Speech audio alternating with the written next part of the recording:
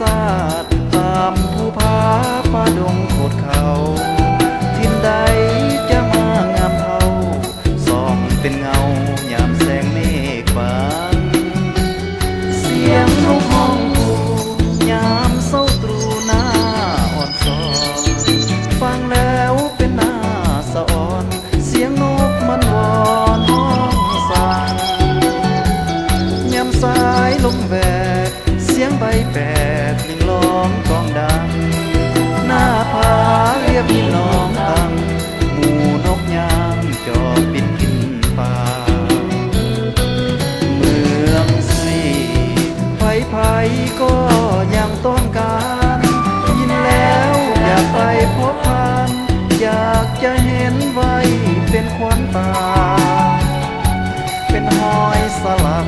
ปากดวงใจยามเมื่อลืมลาน้องตั้งคำเขาหรือสาภาพเย็นกายยามเมื่อลงแรงนั่งยอมผู้โซเลี้ยวงงคืนเต่ากลับมาเมืองสวีแสนงามสง่าดังเทพเทวาปั้นแต่หนุ่มสาวเดินเล่นยามตะเวนใกล้จะรับแสงเสื้อไหลใต้ฟ้ายามแรงสุดสม